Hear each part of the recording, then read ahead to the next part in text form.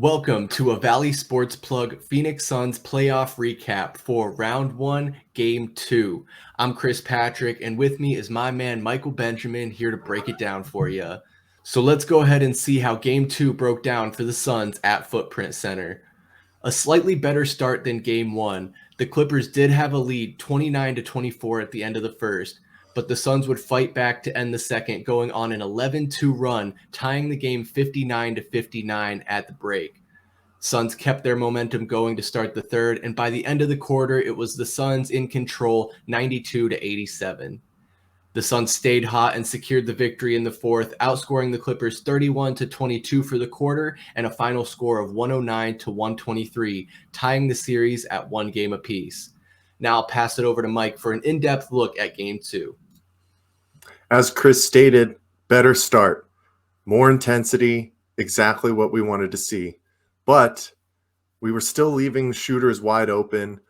Eric Gordon and Terrence Mann hit a pair of threes for themselves, and the Suns found themselves down by 5 after the first. Then we went to the bench, and just some head scratchers again. We get 2 minutes from TJ Warren, 3 minutes from Damian Lee, but we did get some more involvement from Josh Okogie, but the Clippers' second unit takes a 13-point lead. But then we have a great push, and KD has 10 points in the second, and that 11-2 run lead the Suns back to tie with a big Booker three going into the half. And we start off strong in the third, a 12-2 run to start the third, building a 10-point lead. And the Clippers, they continued to stay in the game from free throws, but the Suns kept hitting buckets, keeping a 5-point lead heading into the fourth. And then they rolled into the fourth with a 6-0 run and kept pace. The Suns always had an answer, and the Clippers never got closer than 8 in the fourth quarter. And the Suns secured a 123-109 victory to tie the series 1-1 headed to Los Angeles. So, Chris, I think it's about that time. We got to dive into the 3 keys of the game from this Suns victory to tie up this series. So what do we have in the number 1 spot? So our 3 keys of the game, I got to start out with this first one. For me, it had to be the composure of this Suns team. Had a rough showing in game one. We saw Scott Foster was going to be the crew chief for this game, but even going down early, they kept their cool and continued to run the offense. Again, talking about the adversity the Suns faced in this game, we only shot 14 free throws compared to the Clippers' 31. Historically, throughout this season, we had seen that be a detriment to us that affects the outcome of the game, but not tonight. They held their own, and that's why, for me, composure has to be one of the 3 keys in this game. I think it's also composure for the rotations that we've been seeing. It's been hard for some of these guys, specifically the second unit, to get any camaraderie with the different pieces being thrown in and not really allowing time for these guys to gel or really get any court feel with each other. As stated, TJ Warren gets a handful of minutes. Damian Lee gets 3. Finally did flesh out some more minutes for Josh Okogie, who I think finished with 15 minutes and had some good time with the starting unit down in the fourth quarter before Torrey Craig came back into the lineup. But we were getting shades of game one going down so early, but push back, get those stops, and go into the second half tied and continue that momentum into the third quarter was exactly what this team needed. So, Chris, with that being said, what's number 2? What do you got?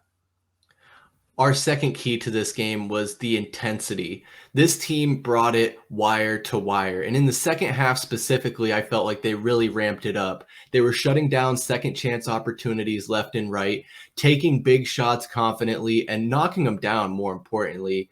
We really saw that we were winning the rebound battle more, and the second half defense was just incredible. We need to see this consistently going forward, and that fire and desire from this squad to make a deep playoff run, and it starts here in the first round. Cutting down on second chance opportunities.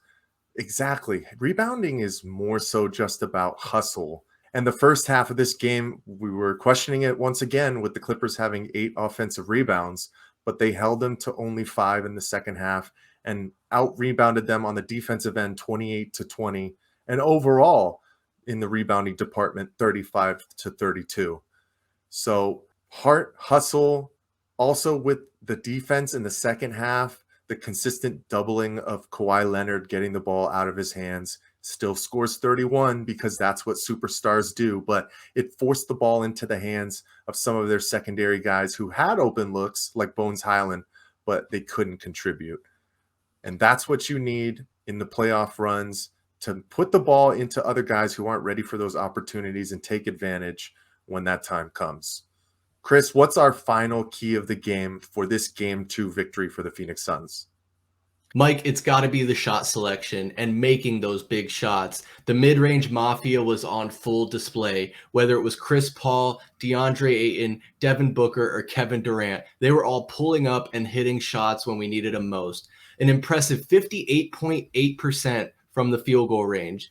Honestly, I know you're not going to be able to shoot that well every single game, but taking the smart shots is half the battle and a step towards being able to do that on a more consistent basis. When the defense isn't there, you need to be able to count on answering at the other end of the court. And I was really impressed with DeAndre Ayton. I think it was in the second quarter. He had a stretch where he knocked down 5 straight shots, basically from the same spot there at the top of the key.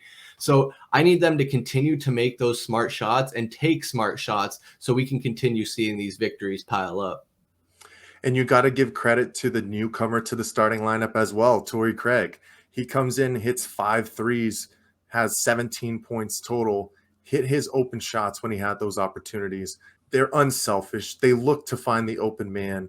You know, our superstars both had big games. Durant with 25 and Devin Booker explodes, shooting 14 of 22 for 38. He wasn't going to let this team lose. And we just always had an answer. And even down the stretch in game 1, in those last 3 minutes where we were wondering, when's KD going to get the ball? And it was action between Chris Paul and DeAndre Ayton. The difference tonight was they hit every single shot down the stretch.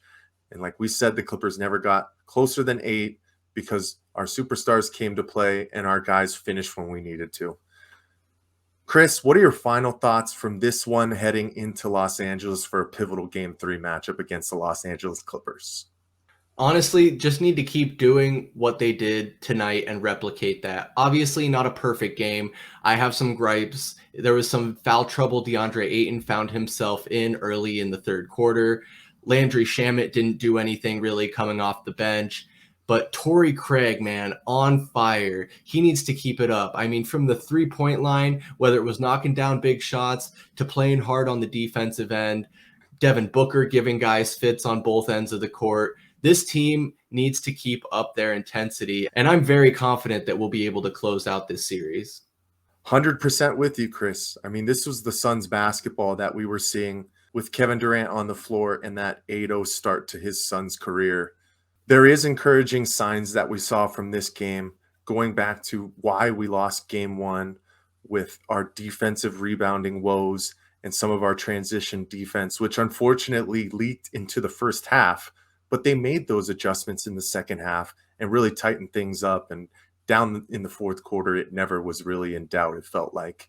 And you also have to pat yourself on the back, or at least do some golf claps for getting some of those monkeys off the back, with Kevin Durant being 0-7 in his last couple of playoff games, and Chris Paul being 0-14 against Scott Foster, almost going back a decade. Now we just have to focus on doing the right things and getting a couple of wins away from home. You know, they always say series don't start until you really win a game on the road, and the Clippers already did that. So the Suns have to go to LA and scratch out at least one of them. Still super excited for this series to continue. Wouldn't be surprised if it goes 6 games. So we got to get one on the road. But Chris, I'm so ready, man. Let's go to La La Land. Let's do it, man. Time to take back home court advantage. We'll see on Thursday when Game 3 goes down in Los Angeles. For Michael Benjamin, I'm Chris Patrick, and we'll see you then. Peace.